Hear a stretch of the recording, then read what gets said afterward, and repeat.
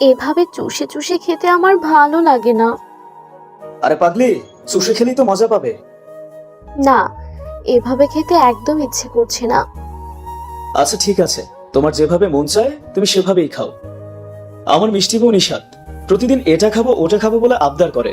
আজ সে বলেছিল সে নাকি আইসক্রিম খাবে, আর সেটা খাওয়ার সময় এত সব কাণ্ড। পরের দিনের ঘটনা। বউ, ও বউ, কই গেলা তুমি? কি হয়েছে, ডাকছেন কেন? তুমি এতক্ষণ কই ছিলা? আমি একটু ছাদে গিয়ে মারিয়ার সাথে কুতকুত খেলছিলাম। কি? এই, তুমি এখনো কুতকুত খেলো? হ্যাঁ, কিন্তু আপনি আমাকে ডাকছিলেন কেন? আপনার জন্য আমার একদান কাটা গেল। ওর এমন কথা শুনে আমি হাবলার মতো তাকিয়ে আছি। কেমন যেন একটা ফিল হচ্ছে। আচ্ছা, ও কি সত্যি আমার বউ? একেবারে পিচ্ছি একটা বাচ্চা মেয়ে। এখনো নাকি আমার ছোট বোনের সাথে সে কুতকুত খেলে। আমাদের বিয়ের আজ প্রায় 1 বছর কেটে গেল, এখনো এই মেয়ের বাচ্চামি গেল না। কি হলো, কিছু বলবেন? না হলে আমি খেলতে চলে যাব। না বউ, এখন তুমি আর খেলতে যেতে পারবে না। কেন পারবো না? প্লিজ যেতে দিন না। বললাম তো যাবে না। এত খেলা কিসের? তুমি জানো না আমি এই দুষ্টু বাচ্চা বউয়ের বাচ্চা বাচ্চা মুখটা না দেখে একটা মুহূর্ত যে আমি থাকতে পারি না। আচ্ছা, আমাকে দেখতে কি আপনার অনেক বেশি ভালো লাগে? আমার মধ্যে কি আছে যে আপনার এতটা ভালো লাগে? অনেক বেশি ভালো লাগে। তুমি সেটা বুঝবে না। এবার আমার লক্ষ্মী বউয়ের মতো চুপচাপ দরজাটা লাগিয়ে আমার কাছে এসে বসো তো। আমি বলতেই নিশাত দরজাটা লাগিয়ে দিয়ে এসে আমার কোলে এসে বসলো। আমি চুপচাপ কিছুক্ষণ তাকে মন ভরে দেখে নিলাম। তারপর নিশাতকে শক্ত করে জড়িয়ে ধরে ওর কাঁধে মাথা রাখলাম। নিশাত লক্ষ্মী বউয়ের মতো এক হাত দিয়ে আমার গলা জড়িয়ে ধরলো। তার মুখে লজ্জার ছাপ। লজ্জা পেলে তার ফর্সা গাল দুটো একদম লাল হয়ে যায়। আর লোভ সামলাতে না পেরে ওর গালে আলতো করে ঠোঁট ছুঁয়ে দিলাম। আচ্ছা চলুন, নিশাতের বাচ্চা কাঁধে মাথা রেখে আরাম করতে করতে আপনাদের সঙ্গে পরিচয় পর্বটা সারি। আমি মোহাম্মদ ওমর ফারুক শাওন, ডাকনাম শাওন। তবে নিশাত আমাকে ওমর ফারুক বলেই ডাকে। ইতোমধ্যে জেনে গেছেন যে নিশাত আমার একমাত্র বাচ্চা বউ। বয়স বেশি না, বয়স মাত্র 12 বছর। পড়াশোনা করে না। এর পেছনেও বেশ বড় একটা কাহিনী আছে। সে পিচ্ছি হলে কি হবে, সে কিন্তু দেখতে অসম্ভব সুন্দরী, মাশাআল্লাহ। বাইরে বের হলেই সব ছেলের নজর তার দিকে পড়ে। এটাই তো স্বাভাবিক, সুন্দরী মেয়ে বলে কথা।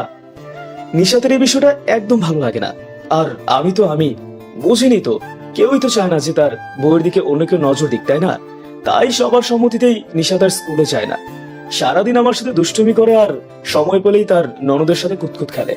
সে যে কতটা দুষ্ট, গল্পের সাথেই থাকুন, জানতে পারবেন। বিকেলে রুমে শুয়ে শুয়ে আমার আর নিশাতের বিয়ের ছবিটা দেখছিলাম। এমন সময় কিচেন থেকে আম্মুর ডাক। শাওন, শাওন, কোথায় গেলি? হ্যাঁ আম্মু, বলো, ডাকছো কেন? এই দেখ, নিশাত আর মারিয়া এসব কি করেছে। ওরা কি করেছে আম্মু? তোর আব্বু সকালে 1 প্যাকেট সেমাই এনে রেখেছিল। দেখ, তোর বউ আর বোন মিলে সেমাই গুঁড়ো করে চাল বানিয়ে খেলছে। আমি আম্মুর কথায় আশ্চর্য হয়ে নিচের দিকে তাকালাম। সত্যি 2 পিচ্চি সেমাইয়ের গুঁড়ো দিয়ে খেলছে। এই দেখে আমি কিছুটা রেগে নিশাতকে ডাক দিলাম। হঠাৎ আমার ডাক শুনে নিশাত ভয়ে চমকে উঠে পেছন ফিরে তাকালো। তারপর আমাকে দেখি ধীরে ধীরে উঠে দাঁড়ালো। আমি ওর কাছে গিয়ে হাত থেকে সেমাইয়ের বাটিটা কেড়ে নিয়ে বললাম, এই নিশাত, এসব কি? কি হলো, চুপ করে আছো কেন? হ্যাঁ, এসব কি? হ্যাঁ, সেমাই, আসলে মারিয়া বলছিল তাই। নিশাত ভয়ে আমতা আমতা করে কথাগুলো বলল। এদিকে মারিয়া আমাকে দেখি দৌড়ে আম্মুর পেছনে গিয়ে লুকিয়ে আছে। কি তাই তাই করছো? নিশাত, তুমি এখন অনেক বড় হয়ে গেছো, এসব আর করবে না, ঠিক আছে? সরি। হয়েছে, আর মেয়েটাকে বকিস না। এমনিতেই তোকে দেখে অনেক ভয় পেয়ে আছে। যত দোষ তোর বোনের। তুই নিশাতকে বলে দিবি ওর সাথে যেন না খেলে, তাহলেই দুষ্টামিটা ঠিক হয়ে যাবে। ঠিক আছে আম্মু, নিশাত এগুলো ডাস্টবিনে ফেলে দিয়ে রুমে চলে এসো। এই বলে আমি রুমে এসে বসে আছি, কিন্তু পিচ্ছিটার কোনো খোঁজ নাই। নিশ্চয়ই আবার কোনো ঝামেলা বাঁধাবে, এই ভেবে লাফ দিয়ে বিছানা থেকে উঠে বসলাম। রুমের বাইরে এসে দেখি নিশাত আমাদের রুম থেকে কিছুটা দূরে দাঁড়িয়ে আছে, হয়তো রুমে আসতে ভয় পাচ্ছে। এই পাগলিটারে নিয়ে আমি কি যে করি। আমি কিছু না বলে নিশাতের কাছে গিয়ে ওকে কোলে করে রুমে নিয়ে আসলাম। তারপর নামিয়ে দিতেই আমার থেকে কিছুটা দূরে সরে দাঁড়ালো। তখন আমি বিরক্ত হয়ে রাগি চোখে একবার তার দিকে তাকিয়ে আবারও কাছে গিয়ে কোলে করে এনে বিছানায় শুয়ে দিলাম। তারপর নাকের সাথে নাক ঘষে বললাম, কি পিচ্ছি বউ, রাগ করছো? না, আমি রাগ করিনি। আচ্ছা সরি, আর বলবো না। তুমি রাগ করো না বউ, শব্দ সই পেতনিটার। এই বলে নিশাদকে শক্ত করে জাপটে ধরে ওর কপালে আলতো করে চুমু এঁকে দিলাম। তারপর নিশাদ লজ্জা পেয়ে আমার বুকে মুখ লুকালো। 1 বছর আগে। এই যে, আরে এই বুইড়া বেডা, আপনাকেই বলছি। এই পিচ্ছি, বুড়ো কাকে বলছো? আমাকে যে লোকটা বিয়ে করতে আসছে তারে বলছি।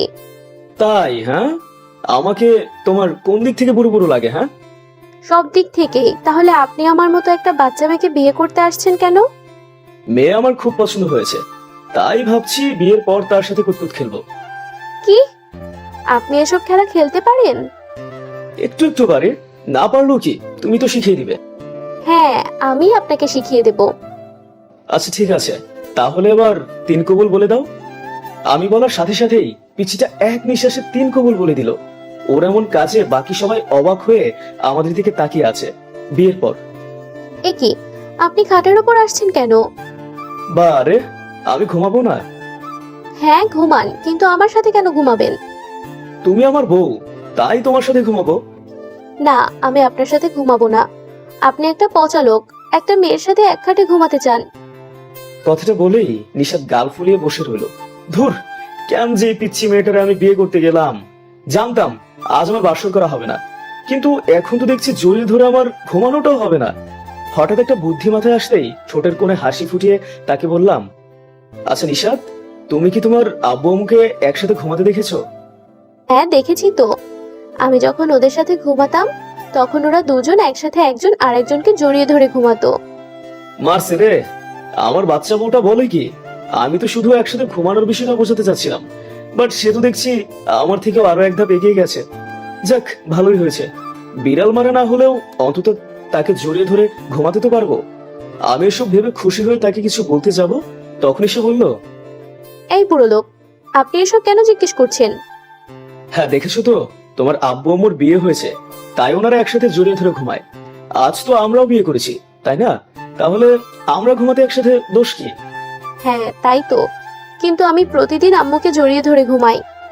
আজ না হয় আমাকে জড়িয়ে ধরে ঘুমিও। এই, আপনাকে জড়িয়ে ধরে ঘুমালে আপনি আমাকে বকবেন না তো?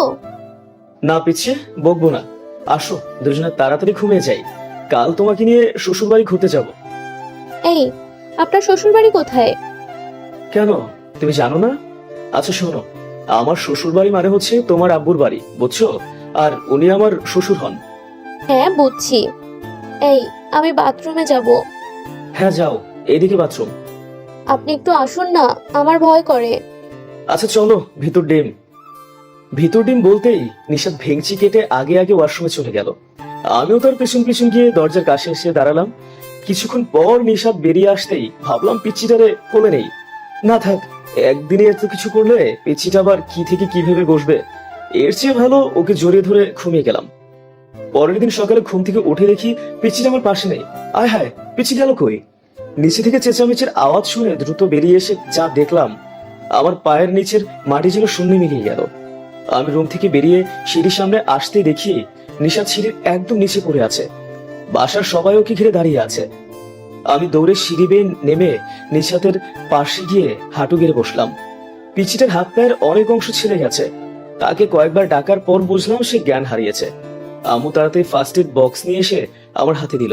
তখন আমি আম্মুকে বললাম, নিশাদ কিভাবে পড়ে গেল আম্মু? তোমরা কি কেউ দেখেছো কিভাবে পড়ে গেছে? হ্যাঁ, আমি কিছুক্ষণ আগেই তোদের দুজনকে ডাকতে উপরে যাচ্ছিলাম, তখনই দেখি তোর বউ খুব দ্রুত সিঁড়ি দিয়ে নামছে। তারপর কিছু বুঝে ওঠার আগে গড়িয়ে নিচে পড়ে গেল। আচ্ছা আম্মু, আমি ওকে নিয়ে রুমে যাচ্ছি, ওর জ্ঞান ফিরলে খেতে নিয়ে আসবো। হ্যাঁ যা, আবার ওকে যেন বকিস না, মেয়েটা এমনিতেই বাচ্চা, ভাগ্য ভালো বেশি ব্যথা পায়নি, না হলে কি যে হতো। আম্মুর সাথে কথা শেষ হতেই পিচ্চিটাকে কোলে নিয়ে রুমে চলে আসলাম। তারপর তাকে বিছানায় শুয়ে গ্লাস থেকে পানি নিয়ে ওর মুখে ছিটিয়ে দিলাম। নিশাদ একটু নড়ে উঠতেই আবার নিশ্চুপই থেকে গেল। ভাবলাম ওর সাথে একটু দুষ্টুমি করা যাক। যেই ভাবা সেই কাজ। ধীরে ধীরে নিশাদের খুব কাছে গিয়ে ওর মুখে ঠোঁট লাগিয়ে জোরে ফু দিলাম। গরম বাতাসে মুখে যেতেই সে একটু কেঁপে উঠলো। এই, আপনি আমার মুখের সাথে কি করেছেন? আরে কিছু করিনি তো, আমি শুধু তোমার ঠোঁট খেতে চাচ্ছিলাম। ছি, ঠোঁট কেউ খায় নাকি? আপনি খুব পচা, আমাকে একা পেয়ে ঠোঁট খেতে আসছেন। আচ্ছা, এত কথা বলো কেন তুমি? হ্যাঁ, চুপ করে শুয়ে থাকো। আমি তোমার ঠোঁটে গভীর চুমু খাবো, বুঝছো? না, আমি দিব না আমার ঠোঁট। তাহলে আমি জোর করে খাবো। আমি আপনার ছ্যাপ খেতে পারবো না। এই, একদম কাঁদবে না। আর ছ্যাপ খাবে মানে? ওষুধ কি কেউ খায় নাকি? কেন? আপনিই তো বললেন আমার ঠোঁট খাবেন, তখন তো আপনার ঠোঁট আমার ঠোঁট লাগবে, আর আপনার মুখের স্যাপ আমার মুখে আসবে। প্লিজ, আমি খাবো না ছ্যাপ। হায় আল্লাহ, এই পিচ্ছিটা বলে কি আমি নাকি ওরা থুতু খাওয়াবো? জলদি একটা দড়ি ফালাও, উঠা আসি। সাদের বিবাহিত জীবন আর ভালো লাগে না। এই চুপ, যা বোঝো না সেটা নিয়ে কান্না করো কেন? হ্যাঁ আমি সব বুঝি। হ্যাঁ, তুমি তো সব বোঝো। এখন একটু চুপ করো, মিষ্টি মুখটা সেরে ফেলি। এই বলে পিচিটাকে শক্ত করে চেপে ধরে ওর ঠোঁটের ঠোঁট ছুঁয়ে আরো গভীর চুমু রেখে দিলাম। সাথে সাথে আমাদের দুজনের শরীরে মৃদুভাবে ঝাঁকিয়ে দিল। কয়েক সেকেন্ড চুমু খেতেই নিশাত হাত দিয়ে আমার মুখ সরিয়ে দিল। তারপর যেই উঠতে যাবে, পায়ে খুব ব্যথা লাগছে। হ্যাঁ তা তো লাগবেই। কে বলেছিল এত সকালবেলা ঘুম থেকে উঠে দৌড়ে সিঁড়ি বেয়ে নামতে? তোমার যদি কিছু একটা হয়ে যেত? সরি, আমি আসলে বুঝতে পারিনি। জানি, তুমি তো একটা পিচ্ছি, বুঝবে কি করে? আজ থেকে তোমার একা একা নিচে যাওয়া একদম বন্ধ। যদি যাও তাহলে কিন্তু অনেক মার দিব বলে দিলাম। কিন্তু আমার এখন অনেক খিদে পেয়েছে। তুমি বসো, আমি নিচে গিয়ে আমাদের দুজনের জন্য খাবার নিয়ে আসছি। আর শোনো, একদম খাট থেকে নামবা না বলে দিলাম। যদি নামো তাহলে আমার মুখের সব ছাপ খাইয়ে দেবো কিন্তু। আমার কথা নিষেধ মুখে ভেঙচি কেটে অন্যদিকে ঘুরে তাকাতেই আমি নিচে এসে আম্মুকে বলে দুজনের জন্য খাবার নিয়ে রুমে এসে দেখি পিচিদা আমার বলা সত্ত্বেও খাট থেকে নেমে হাঁটাহাঁটি করছে। এসব দেখে রাগে কটমট করতে করতে খাবারগুলো টেবিলে রেখে ওর সামনে গিয়ে দাঁড়ালাম। এতে সে ভয় পেয়ে আবারও খাটের দিকে যেই যেতে চাইলে আমি তার হাত ধরে কাছে এনে বললাম, আমি বলার পরও তুমি নিচে কেন নামছো? আমার আরো অনেকগুলো চুমু চাই। হ্যাঁ, তার জন্য এই হাতে পায়ে ব্যথা নিয়ে নিচে নামতে হবে? আমি তো এমনিতেই দিতাম। আমি ভেবেছিলাম দিবেন না, তাই এমন করেছি। কেন, আমার নোংরা থুতু কি অনেক মিষ্টি খেতে? হ্যাঁ, অনেক মিষ্টি। আমি আবারও খেতে চাই। আচ্ছা, আগে খাবার খাও, তারপর দিব। না, আমি খাবো না। তাহলে আমিও মিষ্টি দিব না? আচ্ছা, খাবো, পরে কিন্তু অনেক মিষ্টি দিতে হবে। ওকে, ডান পিচ্ছি। সেই থেকে খুব আনন্দে কাটছে আমাদের প্রতিটি মুহূর্ত। মাঝে মাঝে তার দুষ্টু মিষ্টি অভিমানগুলো অনেক ভালো লাগে আমার কাছে। তার পিচ্ছিদের মতো দুষ্টামি করা, সবসময় মিষ্টি খেতে চাওয়া, রাতে ঘুমানোর সময় শক্ত করে জড়িয়ে ধরা, এই সবই যেন আমার অভ্যাসে পরিণত হয়েছে। শুধু নিঃশ্বাস যে দুষ্টুমি করে তা কিন্তু না। আমার যে ছোট বোনটা আছে মারিয়া, সেও কিন্তু অনেক দুষ্টু। ওর বয়স মাত্র 6 বছর, কিন্তু 6 বছর হলে কি হবে, দুষ্টামির দিক দিয়ে বড়দেরকেও কাবু করে ফেলে। যেই বান্দরের বান্দর। এই দুই পিচ্ছি ভাবি আর ননদ মিলে আমাদের সারা বাড়ি মাথায় তুলে রাখে। এখানে যেন তাদেরই রাজত্ব, আর বাকিরা যারা আছে তারা প্রজা। দুজনের মধ্যে ভালো বন্ধুত্ব থাকলেও কেউ কাউকে ফাঁসি দিতে কিন্তু ছাড়ে না। এই ক্ষেত্রে আবার দুইজনেই একজন একজনের পিছে লেগেই থাকে। এই তো একটু আগেই আমার দুষ্টু বোন মারিয়া কিচেনের সেলফ থেকে সেমাইয়ের প্যাকেট বের করে বুড়ো করছিল, তখনই নিষাদ সেটা দেখে ফেলে। তারপর আর কি, তারপর আম্মুকে কিচেনে আসতে দেখেই মারিয়া বাড়িটা নিষাদের হাতে দিয়ে দেয়। ব্যাস, ফেসে গেল আমার বাচ্চা বউটা। আর কি করার, অবশ্য আম্মু জানে এখানে মারিয়াই কোন একটা কারসাজি করেছে, তাই তখন নিষাদকে বকতে বারণ করেছিল আম্মু। রাতে ঘুমানোর সময় নিষাদ বলল, এই পিচ্ছি, অনেক আদর পেতে চাই। এই পিচ্ছি, এসব কি বলছো তুমি? হ্যাঁ, আজ আমাকে আদর করুন না প্লিজ। সরি সোনা, এখনো সব করতে পারবো না। প্লিজ প্লিজ, কেন করবেন না? বিয়ের পর তো স্বামী তার বউকে এত এত আদর করে, তাহলে আপনি কেন আমাকে একটু আদর করেন না? কে বললো আমি তোমাকে একটু আদর করি না? শোনো নিশাদ, আমি তোমাকে সব রকম আদর দিব, বুঝছো? শুধু ওই আদরটা চেও না প্লিজ, এতে তোমার ক্ষতি হবে, বোঝার চেষ্টা করো। হোক ক্ষতি, আমার একটা বাবু চাই। হ্যাঁ, আমি আছি তো তোমার বাবু হতে। আমি আমাদের দুজনের বাবু চাই, প্লিজ দিন না। বউ, তোমার বয়স কত? 12 বছর 6 মাস। সেটা জেনে আপনি কি করবেন? আচ্ছা ঠিক আছে, আমি তোমাকে আর 2.5 বছর পর বেবি দিব ইনশাল্লাহ। না, আমার এক্ষুনি চাই। এই, ভালোভাবে বলছি, কথা কানে যাচ্ছে না? বলছি তো, এখন বেবি নিলে তোমার অনেক ক্ষতি হবে। কেন বোঝো না? আমি তোমাকে হারাতে চাই না। তুমি নিজেই তো একটা পিচ্ছি, তাহলে এত বেবি বেবি করো কেন? হ্যাঁ, আমি অনেক রেগে দাঁতের দাঁত চেপে কথাগুলো বলতেই নিশাত কান্না করে দিল। কিছুক্ষণ তাকিয়ে তাকিয়ে ওর কান্না ভেজা মুখটা দেখলাম, গাল বেয়ে পানি পড়ছে। তাকে দেখতে আরো বেশি মায়াবী লাগছে। নিশাতের কান্না দেখে আস্তে আস্তে আমার সব রাগ শেষ হয়ে গেল। তারপর আমি তার কাঁধে মাথা রেখে মৃদু কণ্ঠে বললাম, নিশাত শোনো, তুমি এখন বেবি নিলে বেবিরও অনেক ক্ষতি হবে। বোঝার চেষ্টা করো, ডেলিভারির সময় বাচ্চা বা তুমি তুমি কিংবা দুজনের কেউ নাও বাঁচতে পারো। তখন আমার কি হবে বলো? আমি তোমাদের দুজনকে হারাতে চাই না। আমি তোমাদেরকে হারিয়ে কিভাবে থাকবো? তুমি কেমনটা চাও পিচ্ছি, বলো আমাকে। আমি খুব নরম স্বরে কথাগুলো বলে নিশাতের চোখের পানি হাতের উল্টো পিঠ দিয়ে মুছে দিলাম। নিশাত লাফ দিয়ে আমার বুকে এসে পড়লো। তারপর বলল, ওই, একদম আপনাকে ছেড়ে যাওয়ার কথা বলবেন না। আমি এই বুড়োটার সাথে অনেক দিন বাঁচতে চাই। আমার এখন বাচ্চা চাই না, বাচ্চা আমরা পরে নেব। এই তো আমার পিচ্ছি বউ, কত ভালো তুমি, অনেক ভালোবাসি সোনা। আমিও এত এত ভালোবাসি আমার এই বুড়ো জামাইটারে। এই বলে পিচ্ছিটা আমাকে ধাক্কা মেরে বিছানায় ফেলে দিয়ে আমার বুকে এসে শুলো। এরপর তার চুলের মাতাল করা ঘ্রাণ নিতে নিতে ঘুমের দেশে হারিয়ে গেলাম। কয়েক বছর পর পিচ্ছিটা আর আগের মতো নেই, এখন অনেকটা বড় হয়ে গেছে। বয়সের সাথে সাথে তার বাচ্চা মেয়েগুলো প্রায় হারিয়ে গেছে। আজ শর্তানুযায়ী নিশাতের 15 বছর বয়স পূর্ণ হবে। এটা জানার পর তার খুশি আর কে দেখে। নিশাতের কথা মতো সারা দিন আমরা দুজন অনেক জায়গায় ঘুরে বেরিয়েছি। তাকে অনেক ফুচকা আর চকলেট খাইয়েছি। এর চেয়ে স্পেশাল আমার মিষ্টি ছ্যাপ তো আছেই।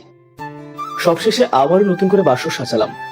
এতদিন বিড়ালটারে অনেক ছাড় দিছি, কিন্তু ও বারবার আমার দুধের গ্লাসে মুখ দিতে আসে। তাই আজ ওরে মারবই মারবো, এই ভেবে রাত 9টার পরে রুমে ঢুকলাম। ওই, আমার বাচ্চা চাই। কি বাচ্চা? আমি বাচ্চা কই পাবো? বাচ্চা কই পাবেন মানে? হ্যাঁ ঠিকই তো, আমি একটা বুড়া মানুষ, এই বয়সে বাচ্চা কই পাবো? এতদিন অপেক্ষার পর আমার মুখে এমন কথা শুনে নিশাত প্রচন্ড রেগে গিয়ে আমার শার্টের কলার টেনে খুব কাছে নিয়ে এসে বলল, আমাকে তাড়াতাড়ি বাচ্চা দাও। না, আমি জাস্ট চুমা দিব। প্লিজ এমন করো না, অনেক অপেক্ষা করেছি, আর পারছি না। এবার আমাকে আদর দাও, অনেক অনেক আদর দাও। ভালোবেসে তোমার খুব কাছে টেনে নাও প্লিজ। কিন্তু তুমি তো আমার কাছেই আছো, আর কত কাছে নিব? আমার কথায় নিশাতের মুখে হতাশার ছাপ ফুটে উঠল। সে কিছুক্ষণ অসহায় মুখ করে আমার দিকে তাকিয়ে থেকে খাট থেকে নেমে দরজার কাছে গিয়ে দাঁড়ালো। তখন আমি নিশাতের কাছে গিয়ে ওকে পেছন থেকে জড়িয়ে ধরলাম। তারপর ওর কাঁধে থুতনি ঠেকিয়ে ঘাড়ে চুমু খেলাম। হঠাৎই নিশাত আমার হাতে হাত রেখে নিজেকে ছাড়িয়ে নিল। তারপর রাগী সুরে বলল, কি হলো? ছাড়ুন। এখন কেন আসছেন? আপনি এত বুড়ো মানুষ, আর এই বুড়ো লোকদের না আমার একদম সহ্য হয় না। আমার বাচ্চা বোনটা খুব আদর চাচ্ছে, তাই তাকে আদর করতে। কে আপনার বাচ্চা বউ? আমি কারো বউ না। হ্যাঁ জানি, তুমি শুধু আমার বউ জান পাখি। এই, ভালো হচ্ছে না কিন্তু। কি ভালো হচ্ছে না বলো? ও বুঝছি, এই অল্প আদরে আমার জানটার মন ভরছে না, তাই তো? আচ্ছা আসো, অনেক বেশি আদর দিব আজ, যা তুমি সারা জীবন মনে রাখবা। তাহলে বাবু দেবেন তো? ইনশাআল্লাহ, আল্লাহ যদি চান আমি তোমাকে অনেকগুলো দিব। এখন একটা চুমু দাও। এই, আমি লজ্জা পাচ্ছি? এত লজ্জা কিসের? এতদিন আদর আদর করে খুব জ্বালিয়েছো, আজ তোমাকে অনেক বেশি আদর দিব। এই বলে আমি তার ঘাড়ে আবারও মুখ ঘষলাম। তারপর ওকে কোলে নিয়ে বিছানায় বসিয়ে দিলাম। নিশাত লজ্জায় আমার দিকে তাকাতেই পারছে না, লজ্জায় হাত দিয়ে মুখ ঢেকে রেখেছে। আমি আস্তে আস্তে করে তার হাত টেনে ধরে আমার খুব কাছে নিয়ে এসে নিশাতের ওই ঘন কালো চোখের দিকে তাকালাম। অতঃপর তাকে বুকের সাথে মিশিয়ে নিলাম। বউ, বলছি আজ ওসব না করলে হয় না? আমি কথাটা বলতেই নিশাত আমার বাহুলোক ছেড়ে বেরিয়ে যাওয়ার বৃথা চেষ্টা করলো। এসব দেখে আমি তাকে আরো শক্ত করে জড়িয়ে ধরলাম। এতে পিচ্ছিটা একটু রেগে গিয়ে বলল, সমস্যা কি আপনার? আমার আবার সমস্যা কি? আপনি সরেন, বুড়ো লোকদের আমার খুব অসহ্য লাগে। দুষ্টু বউ, কি বলো এসব? আমি কি সত্যি বড় হয়ে গেছি? হ্যাঁ, তাই নয় তো কি, আমি মিথ্যা বলছি? আচ্ছা, হলে হয়েছি বুড়ো, এসব ছাড়ো তো, রাত অনেক হয়েছে, চলো মিশন স্টার্ট করি। আপনি সিআইডি, পুলিশ নাকি র‍্যাব? তোমার মনের গোয়েন্দা হবো, বুঝছো? আমি কথাটা বলেই ধীরে ধীরে নিশাতকে বিছানায় শুয়ে দিয়ে তার উপর উঠে ঠোঁটের কাছে এগিয়ে গেলাম। নিশাত লজ্জায় চোখ বন্ধ করে নিল। পরের দিন সকালে অফিসে যাওয়ার জন্য তৈরি হব, এমন সময় নিশাত কোথায় থেকে যেন এসে আমার বুকে মুখ লুকালো। আমি তার দিকে জিজ্ঞাসু দৃষ্টিতে তাকিয়ে বললাম, কি হয়েছে? কিছু না, এমনি। তারপর আমি তার কপালে আলতো করে ঠোঁট ছুঁয়ে অফিসের জন্য বেরিয়ে পড়লাম। কিছুক্ষণ পর অফিসে আসতে দেখি আমার সব কলিগরা কাজ ফেলে এক জায়গায় গোল হয়ে দাঁড়িয়ে আছে। আমি বিষয়টা লক্ষ্য করে ওনাদের কাছে গিয়ে জানতে পারলাম আজ নাকি সবাই ধর্মঘট করবে, তাই কোনো কাজ করা যাবে না। বস অনেকদিন হয়েছে আমাদের কারোরই বেতন বাড়াচ্ছেন না, অথচ দিনকে দিন কাজের পরিমাণ আগের তুলনায় কয়েক গুণ বাড়িয়ে দিয়েছে। আমিও বসের কিপটিমির শিকার, তাই আর কি আমিও তাদের চলে যোগ দিলাম। এবার অফিসের মালিককে বোঝাতে হবে এভাবে বেতন না বাড়ালে তার কোনো কাজ করে দিতে আমরা রাজি না। এভাবে চলল দুপুর পর্যন্ত। লাঞ্চের সময় স্যার বললেন মালিক আমাদের দাবি মেনে নিয়েছেন। আহ, কি শান্তি! এই মাস থেকে আমাদের বেতন পদ অনুযায়ী বাড়িয়ে দেওয়া হবে।